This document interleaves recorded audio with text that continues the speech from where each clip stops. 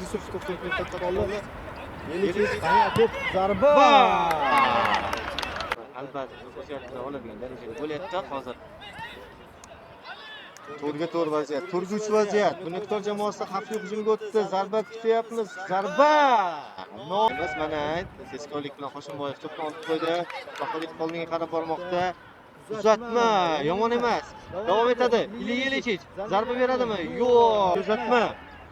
Oxirigacha o'ynash kerak. Abdulboriyev. Xo'sh, nima bo'ladi? Hoshimboyev zarba, kim? Zarba!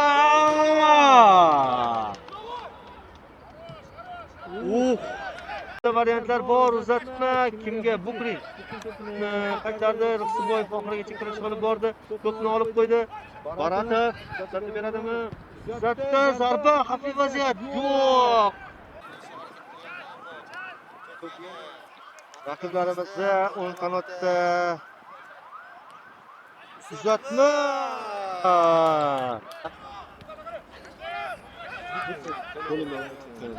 Matematik futbolchilarga olib berildi. Yaxshi uzatma. Yana bir yaxshi uzatma. Zarba bo'lishi mumkin. Emas. Uzatma. Bor. To'pib. Zarbasi bor uning, yaxshi zarbasi bor. Chunki qo'shib berilgan 1 daqiqa ham shundoqqina o'tib ketdi. Tursun Muhammadov zarba. Va kutilganidek uchrashuvning birinchi bo'limi yakuniga yetdi. Aniqrog'i Jo'rayev edi bu. Aslida Obidjonov zarba.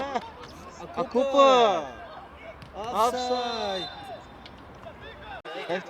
Ushlab oldi. Xomjon Jo'rayev to'pni oldirib qo'ydi. Xavfli vaziyatda zarba noaniq. Bukrin chap qanotda yaxshi vaziyat chunki bunyodkor a'zolarida zarba va jarohat oldi shekilli.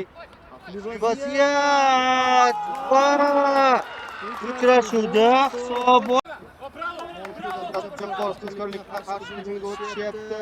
Muhammad Habibullayev yaxshi zarba bor. Shuhrat Abduqalilov zarba, ikkita zarbani qaytardi.